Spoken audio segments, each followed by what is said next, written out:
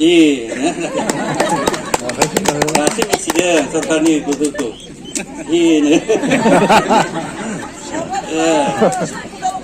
दासो मिथिदों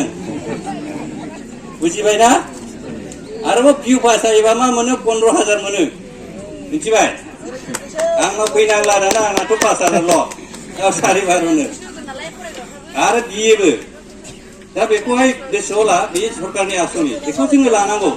सुबिदा लानांगौ खिन्थु बुस्थुआ जाहैबाय लिमिटेड खिन्थु अरुण'दयखौबो आं बुंबाय गासिखौबो हरनो खोन्थादों ओंखायनो बेखौहाय नांलायनांगौ गैया जास्ट मात्र एकदम मेगन एसिबनानै नायफैनानैबाबो ट्रेक्टराव फ्रां नोंथ' नुवाना एसे जाखांहोयोना मेगन फांसेलायखा आरो नायग्रोखादो होना हो थिगनो ट्रेक्टराव सिनायखायो सोरबा सोरबा सिनायाबो जानो हागौना अरुण'दयखौ मोननो लुबैयोना मानि थाखाय बे जाबाय जोंनिया स्टेबल गभर्नमेन्ट फैबाय बेवहाय नरेन्द्र मदिनि आशीर्बाद दङ हेमन्त बिश्व शर्मानि आशीर्बाद दं दा जोंनि बिटिआरनि सरकारनि चिफ प्रमद बर'नि बेहाय आशीर्बाद दं बिथांमोननि जेनाखि टिम बे टिमा दिनै मजबुत जागासिनो दङ मानसिफ्रा बुंबाय थायो दिनै ओइ बिटिआरआ बायनो हासिगौ माथो बेबायदि खामानिखौनो मावनो हायाखै दा खामानि मावनो हायाखैबा जों बेखौ माखौ पइन्ट खालामनो हादों अनसाय बिथांखि गियान सोरां आलारि सोरां बायदिसिना जोंनावहाय आसनि दङ आरो ग्रिन मिशन दङ आरो बेबायदि अमा फिसिनाय पिगारि आरो नै अमा फिसिनायनो अमा इन्दि माबा माबि फिसिनाय मैखुन बानायनाय अनेक आसनि दङ जोंनावहाय सुबिदा लानो रोङाखै सुबिदा माखासेखौ मिशनखौ मिथिया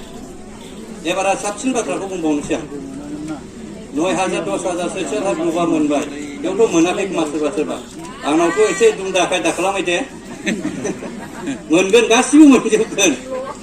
गासिबो मोनखाथारखागोन होखागोनखा खिन्थु बुस्थुखौ बुजिनांगोन खिन्थु 5 बोसोरावनो क्रेम सोलायबाय थायो गैला आरो जाहैबाय जोंना 15 बोसोर आफसुस थागोन ना 15 बोसोर 20 बोसोराव जुदि थांबाय थायोबा बे ओनसोलाव रावबो सेल्फ हेल्प ग्रुपनिफ्राय लानानै दस्राफोर मोनजोबाखै होननानै बुंनो हानाय नङा खिन्थु बेखौ स्र' खालामनांगोन बे माबाया गारला लावथि आरो हेब्रेला बायना दंना बेखौ स्र' बस'ना ला मेम्बारफ्रा गावबागाव ना आदा आगै बाजै माबा माबि दङ ना नंगौना नङा मेम्बार्सफ्रा सोरबा सोरबाथ' एकदम ओरैहाय नाहरनोबो बायोना फारसेथिं नंगौना नङा बिदि मानसिखौ थिग बस'ना सिदा खालाम दाबो थाथों अरुण'दय बुंनो मोनखानाय नङा बियो आरो ग्रुपआव थाबा नोंसोरबो पेसन जागोन बेखौहाय अलरेडि चेयारमेनफोरा रायज्लायखाबाय दा बेखौ एकदम स्र' खालामनानै लादो आरो बे स्किमफोरखौहाय मोजाङै बाहायदो न'खराव जौगानाय खामानिखौ मावनानै लादो दा जोङो गोबां सावरायनांगौ दं इलेक्सनाव जोंनो बेखौ मानो नांगौ एबाराव जोङो मानो देरहाहोनांगौ बेवहाय आबो बुंनाय जेनाखि बिटिआर एग्रिमेन्टनि माखासे दफा दंबायो आरो जोंनि लकेलाव उन्नति लाबोनो थाखाय जोंनाव उन्नति लाबोनो थाखाय आरो बेफोरबायदि जेनाखि जोंनि पेकेज बेफोरखौ जाहाथे जों बारायहोनो हायो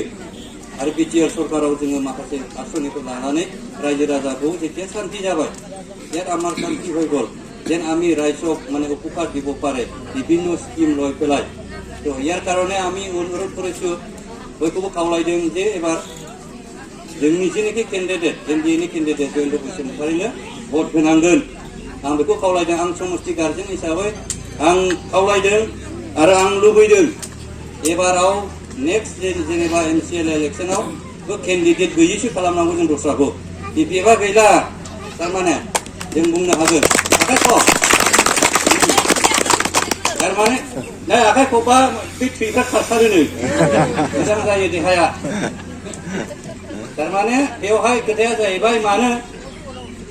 जोङो नुदों दिनै जोंनि मानसिफ्रा गोबां मानसिया जइन जागासिनो दं इउपिएलआव फैगासिनो दं दिनै 10 जन 20 जन आंनो माला गानहोयै एकदम आखाइफ्रा जामलायनो नागिरबाय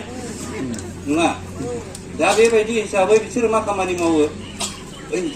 गावसिनि मानसि थांखानायखौसो दाथांसै होननानै बुरखायो जोंना जाहैबाय फै ओरै फै दरजाया खुला फै हाबफै बिसोरना जाहैबाय गावसिनि मानसिखौसो दाथांथार हाबौ दे नैबेखौ 500 लाखिदो नैबेखौ जौ लोंहैदो होननानै बुंनोसैलाय आरो मानसिफोर गावसिनि मानसिखौसो बुरखायनानै थोदों दा खामानि आवगायनो हायाखै थारमाने बुरखायैनो सेस बिसोर बेयावनो समानो थांजोब्बाय दाथ' ज्राव फैबायना जोंनाव आरोबा थाबावनो बेवला गैलाना ओरैसो रायलायबाय थायो मा मावाखै लामा मावदोंना मावाखै रास्ता बनायसिना बनानाय এই জাউলাবাৰী ৰাস্তা সেইটাতো হৈ গ'লা হয় না নহয় আগত এইটো কিবা কোর্স বলে কাটিছিল কিটা কিটা হোৱাই নাই হৈছে না হোৱা নাই আগতে হৈছে নাকি এটা আগৰ স্কিম নহয় একদম নতুন আমাৰ এনেকুৱা নহয় যে স্কিম হলেহে আমি কিটা স্কিম যাবাসो जों किता हासयो बिनि सिगां जों हासवा दाथ' दा स्किम पाइ रास्ता आरो जालु जालां हैफाले किमान कानेक्शन करे बे समय एकदम नेग्लेक्टेड जायगा আছে लाबा চেয়ারপারসন আৰু ইয়াত উপস্থিত আমাৰ সেন্ট্রাল ওমেন প্রেসিডেন্ট प्रतिभा ब्रह्म डांगरियानी आरो यात उपस्थित आमार सेंट्रल केशियर उपस्थित हब पारिছে आरो यात उपस्थित STCL चेयरमैन फुंबिलि बसुमतारी डांगरियानी आरो आमार यात उपस्थित हब पारिছে सेंट्रल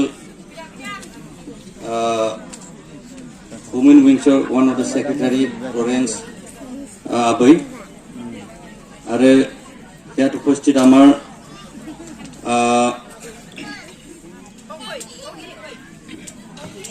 शैलेन्द्र चौधरी किन्तु बियो दिनैनि दिनाव बोसोरनैसै अल आसाम डिस्ट्रिक्टनि गेजेराव फार्स्ट पजिशन मोननानै देग्लायबो आरो थांनाय बारावबो तो बियो मानि थाखाय जोबोद बाख्नायजाथाव मानोना जोंनि बे ओनसोलाव शान्ति फैबाय आमार এই অঞ্চলত শান্তি আহিল ইয়াৰ কাৰণে আমাৰ ল'ৰাবিলাক ভালকৈ ঘৰত পঢ়িব পাইছে बे न'आव मोजाङै फरायनो मोनबाय बिसेसके आमी धन्यबाद দিব লাগিব जे आमार आन्चलिकर एबसुसबिलाक एबसुनि दैदेनगिरिफ्रा गोबां खस्थ' खालामदों आरो जोंनि जिनेखि लकेल गार्जेन मास्टारफोर बिथांमोनाबो जोबोद गावसोरनि स्टुडेन्टफोरखौ नायै नायै बेबायदि दिथा होबाय थादों तो बिनिखायनो जों दिनै बुंनो हायो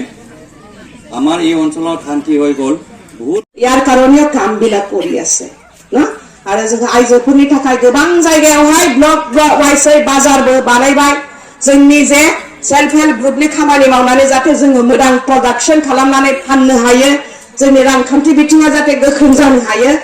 बेखौबो जोङो होबाय CLFC होबाय डिस्ट्रिक्ट कमिटी एजिपि তেওঁ কামত পৰিচয় দিয়াৰ কাৰণে আমি অনুৰোধ জনালো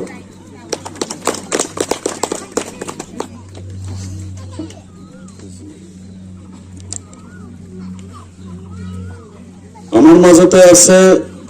অরিন্দ্র চন্দ্র দাস প্রেসিডেন্ট সিডলি বিধান পরিষদের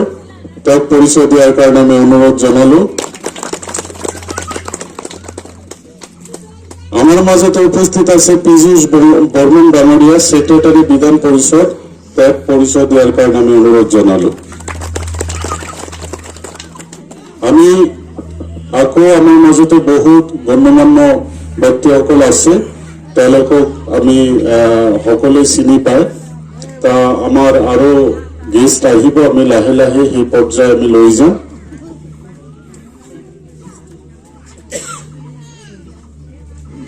আমাৰ ট্ৰাইবেল এছটিৰ চেয়াৰমেন ফুলবিলি বসুমতাৰী ডাঙৰীয়ানীকে আমি পৰিচয় দিয়াৰ কাৰণে আমি অনুৰোধ জনালো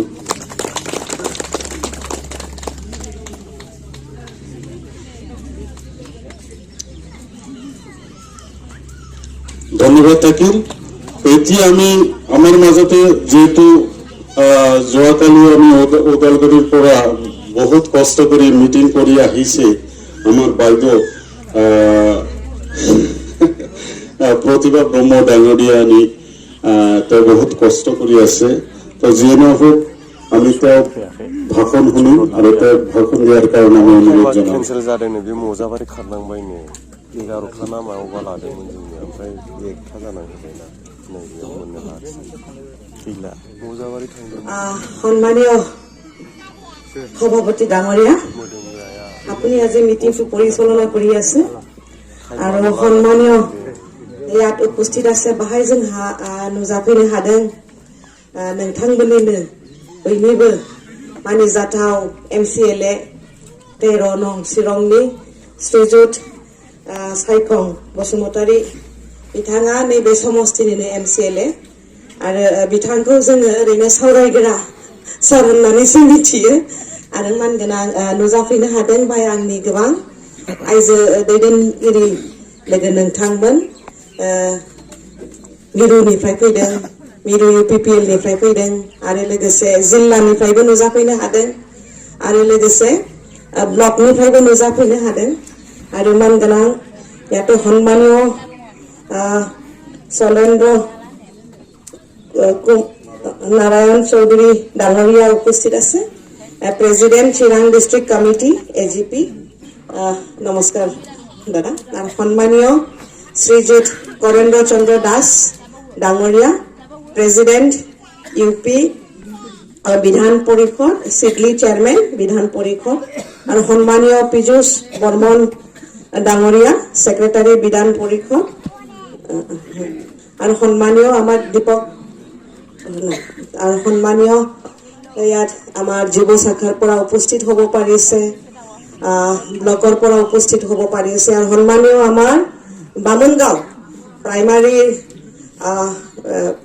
প্ৰেসিডেন্ট বা সভাপতি আৰু সাধাৰণ সম্পাদকৰ প্ৰমুখে যিমানবোৰ ইয়াত বিষয়ববীয়া উপস্থিত আছে